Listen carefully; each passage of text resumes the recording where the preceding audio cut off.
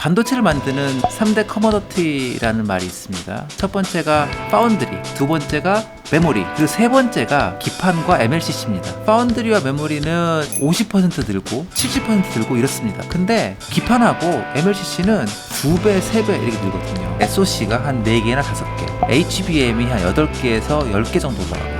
그런데 AI 반도체에 쓰이는 FCBGA는 그 위에 칩이 보통 한 15개 정도 나와요. 면적은 100배, 그 다음에 층수는 10배가 됐기 때문에 공정수로 따지고 나면 저희가 100 곱하기 10, 그래서 1000배만큼의 공정이 더 들어가야 되고 가격도 그렇게 비쌉니다. 기판과 MLCC 없으면 절대로 반도체 만들지 못합니다. 안녕하셨어요. 박영선의 테크 토크입니다. 이 삼전 닉스 때문에 막 환호하다가 또 가슴 애달퍼서 멍우리지신 분들도 상당히 많이 있으신데요. 이렇게 AI 시대를 맞아서 삼전 닉스 옆에서 묵묵히 왕관을 쓰고 있는 회사가 몇 군데 있죠.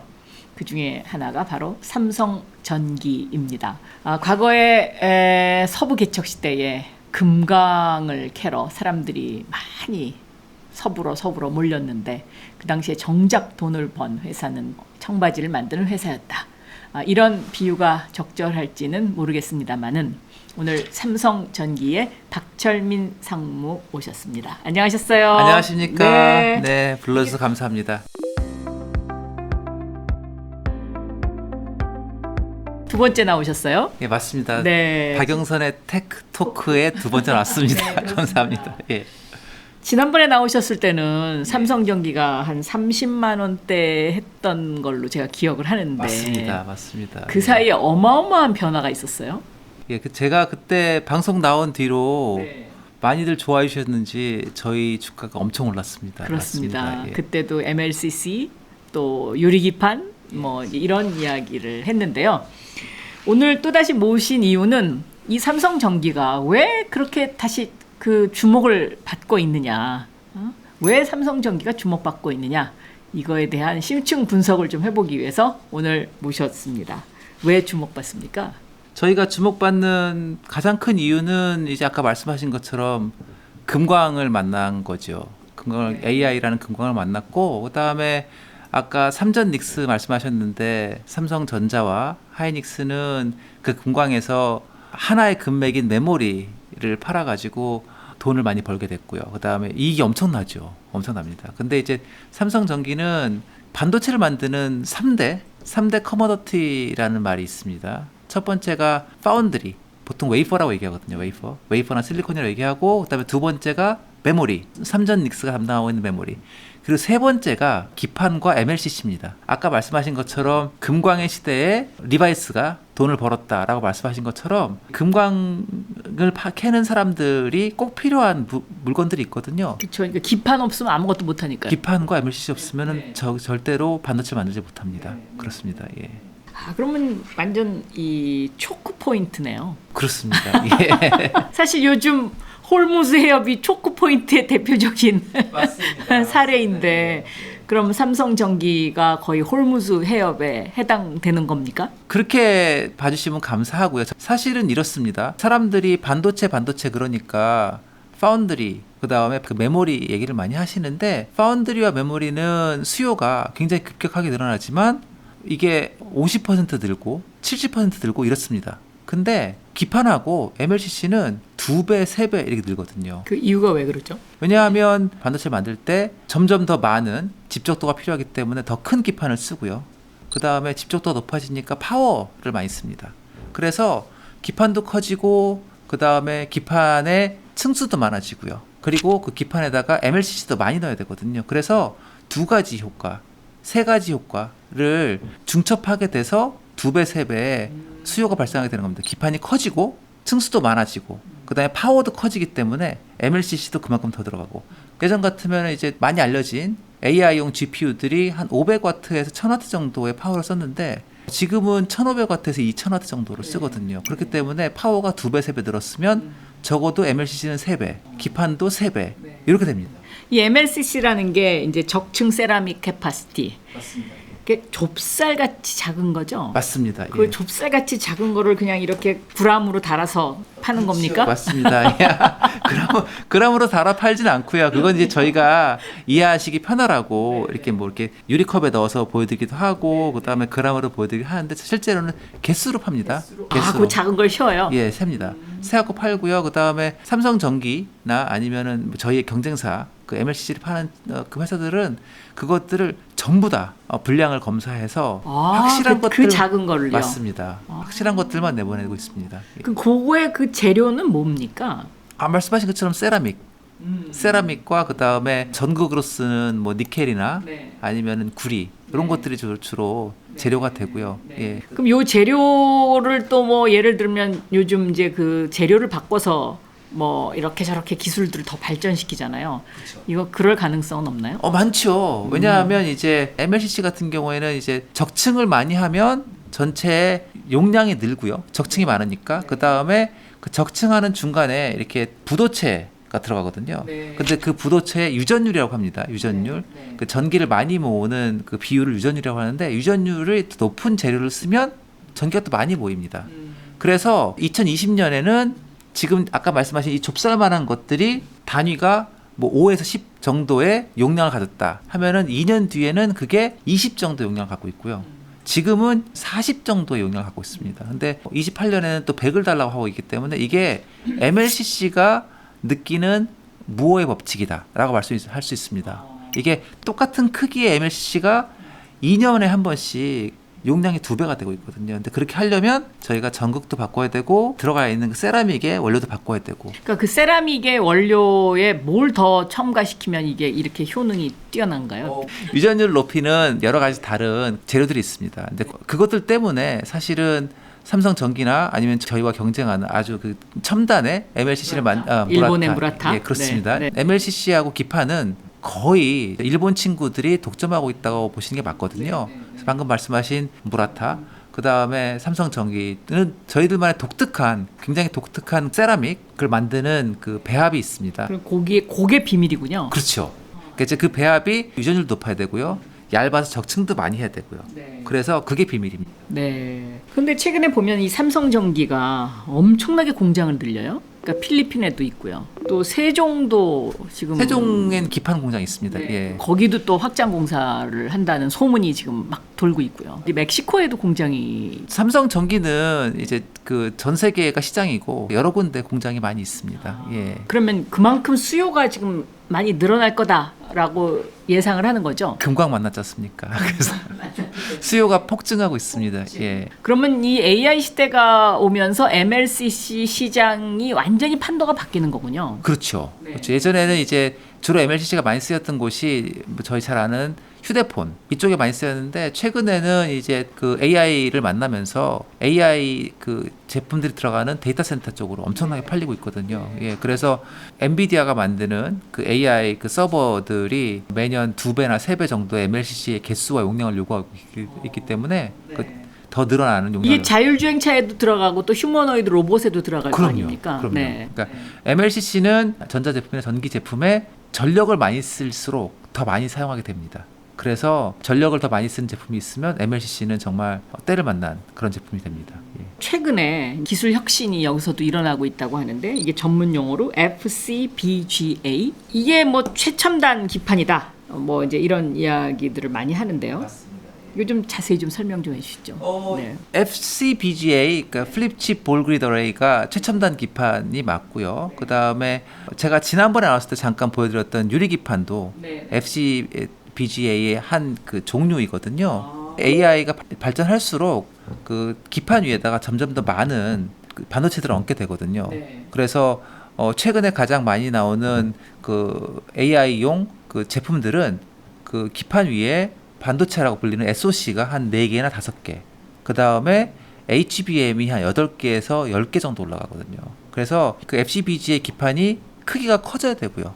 예전에는 제 엄지손톱만한 것들이 주로 많았거든요. 근데 최근에는 제 손바닥만한 것들이 주로 많습니다. 그렇기 때문에 면적도 한 100배 가까이 됐고요. 그 다음에 그 많은 반도체들을 집적하기 위해서는 배선을 많이 해야 되거든요. 그래서 배선을 많이 해야 되기 때문에 그 위에 올라가는 배선층도 상당히 많이 늘었고요. 플립칩이라는 게 이제 영어로 말하면 플립해가지고 붙인다 해서 FCBGA거든요. 근데 본래는 그렇게 했었는데 최근에는 이제 그 AI 반도체를 만드는 공법 이름이 코아스 뭐 이런 게 있거든요. 그런 것들은 이제 그 플립칩 BGA 위에 올라가긴 하는데 그것들이 좀 약간 다른 공법으로 올라가긴 합니다. 그런데 이것도 제가 보기에는 일본 기술이 상당히 앞서 있는 것 같아요. 이비덴이라든지 뭐. 플립칩 BGA는 가장 앞선 회사가 전 이렇게 말합니다. 저는 전기 사람이기 때문에 전 세계에서 가장 앞서가는 회사가 세 개가 있다. 일본에 하나, 대만에 하나, 한국에 하나. 자랑스러운 삼성전기 세 개 중에 하나 들어갑니다. 예. 그러면 이 FCBGA가요. 과거에는 FCCSP 여기에 관심이 많이 있었는데 이 FCCSP는 이게 그러니까 스마트폰에 들어가던 거였죠. 예. 최근에는 FCBGA로 이제 최첨단 기술로 바뀐 거예요. 맞습니다. 그 원리를 좀 설명을 해주시면 어떨까요? 이제 FCCSP는요 특징이 굉장히 얇고 그 다음에 보통 사람들의 손톱만한 그런 크기를 갖고 있거든요. 그래서 뭐 한 10mm by 10mm 아니면 15mm by 15mm 정도의 크기를 갖고 있고 그 다음에 기판을 잘 보시면 기판의 단면을 보면 배선이 한 2층, 3층 이렇게 있습니다. 그래서 굉장히 간단한 그 칩들을 연결해주고 그 다음에 그 위에는 보통은 칩이 하나 올라가거든요. 칩이 하나 올라가고 그 칩이 저희가 PCB라고 말하는 메인보드에 반도체가 연결될 수 있도록 굉장히 간단한 배선들만 주로 하는데 FCBGA는 크기가 100mm by 100mm 정도 됩니다. 면적으로는 100배. 면적으로는 100배. 면적으로는 100배. 그 다음에 층수로 치면은 한 20층에서 30층 됩니다. 그러니까 층수로는 한 10배. 그렇죠. 그래서 실제로 이제 기판을 만드는 사람들 입장에서는 면적은 100배, 그 다음에 층수는 10배가 됐기 때문에 공정수로 따지고 나면 저희가 100 곱하기 10 그래서 1000배만큼의 공정이 더 들어가야 되고 가격도 그렇게 비쌉니다. 그리고 이제 제가 지금 사진을 보여드리고 있는데 사진에 층수 이제 잘 보시면 가운데 지금은 제가 유리기판 사진을 보여드리고 있는데 그 가운데 유리가 있고요. 유리 코어라는 불리고 유리가 있고 그 다음에 아래 위로 하얀 그 단면들이 보일 텐데 그런 것들이 그 적층을 도와주는 얇은 박판이고요. 그 다음에 그 구리 배선들이 쭉 배열되어 있거든요. 그래서 보시면 한 20층 됩니다. 그래서 얘는 부가가치로 치면 아까 지금 공정치로 치면은 한 1000배 정도 든다고 말씀드렸지 않습니까? 근데 부가가치는 그거보다 훨씬 더 높은 그런 아주 고부가가치 제품이 되고 걔는 주로 그 아까 FCCSP는 칩 반도체가 하나 올라간다고 말씀드렸지 않습니까? 근데 보통 FCBGA 가장 최근에 많이 쓰인 AI 반도체 쓰이는 FCBGA는 그 위에 칩이 보통 한 15개 정도 올라갑니다. 그래서 굉장히 많은 복잡한 배선들이 있고 그다음에 그 배선들이 스피드도 굉장히 빨라서 상당한 성능을 요구하게 되어 있고. 그러면 이 FCBGA를 양산하기 시작한 건 언제부터였습니까? FCBGA라고 하는 제품은 양산이 시작된 거는 꽤 됐는데 방금 말씀드린 그런 하이엔드 GPU나 하이엔드 CPU에 쓰이는 그런 형태의 FCBGA는 양산이 한 5년 남짓합니다. 5년이요? 예, 네. 굉장히 새로운 기술이고요. 그리고 또 전 세계의 삼성전기와 같은 수준의 양산 기술이나 아니면 개발 기술을 갖고 있는 회사는 한 2-3개밖에 안 됩니다. 그런데 아무튼 그동안에는 MLCC, 기판 이게 이제 다 일본이 오랫동안 세계 시장을 리드해 왔었죠. 그러다가 이제 이 AI 시대에 정말 본격적인 장이 열렸는데 이게 삼성전기가 여기에 우뚝 서게 됐어요. 맞습니다. 그 비결이 어디 있습니까? 일단은 기술 혁신에 집중을 하고요. 그 다음에 저희가 성장에 대한 가능성이 보이면 집중해서 기술 개발과 그 다음에 실행력을 높이고 투자도 과감하게 합니다. 그래서 예전에 삼성전자가 컸듯이 삼성전기도 같은 방법으로 지금 우뚝 서고 있는 중입니다. 예. 엄청난 자랑을 하고 계시네요, 지금. 자랑하러 나왔습니다. 네. 정말 뿌듯합니다. 그런데 또 중국의 이 거센 추격 이걸 과연 어떻게 막아낼 거냐 뭐 이런 걱정을 또 많이들 하시잖아요. 사실은 앞서가는 일본과 그 다음에 저희를 추격하는 중국 사이에서 정말 부단히 노력하고 있습니다. 근데 실제로 중국의 기술 수준은 어디까지 와 있다고 보십니까? 안 그래도 뭐 금광을 만났기 때문에 금을 캐는 도구들이 다 지금 모두 다 필요하거든요. 요소 재료들 같은 것들도 상당히 많이 지금 필요한 편인데 그것들을 통해 가지고 자기들이 시장력을 좀 발휘해 보려고 중국 친구들 노력 중이거든요. 예를 들면은 이제 뭐 히토류 같은 거 있지 않습니까? 그러니까 중국은 아무래도 아주 기본적인 재료들을 통해 가지고 이 시장에 진입하려는 노력을 많이 하고 있고요. 그런 것들 때문에 이제 좀 관심을 좀 끌고 있고 대신에 선단 그 제품과 그다음에 선단 고객들을 통해서 만드는 플랫폼에는 아직 좀 격차가 좀 보입니다. 실제로 이 중국이 앞으로 가장 큰 위협이 될 수 있는 분야는 어디라고 보세요? 전 세계 그 누구도 시장이 요구하는 제품 모두를 다 받쳐낼 수는 없거든요. 일본 업체들이나 삼성전기는 초하이엔드에 집중을 할 수밖에 없고요. 그러면 이제 저희가 건드리지 못하는 로우엔드 제품들, 물론 거기는 이제 사업성이 나쁘기 때문에 그런 것들은 중국 친구들이 기회로 보고 열심히 달려들어서 뺏어가려고 하는 형편이거든요. 근데 이제 그거를 저희가 너무 시장을 많이 방관하게 되면 그 친구들이 충분히 돈을 벌 수 있기 때문에 그것들은 이제 여러 가지 다른 전략을 세워가면서 방어하려고 노력 중에 있습니다. 그러니까 예를 들어서 반도체로 치면 우리는 2나노 하고 있는데 예를 들면 일본 같은 경우는 28나노 자동차에 들어가는 거, 뭐 이런 거, 또 중국도 이런 걸로 쏠쏠이 상당히 그 재미를 보고 있잖아요. 예, 우리는 신경 안 쓰는 분야들.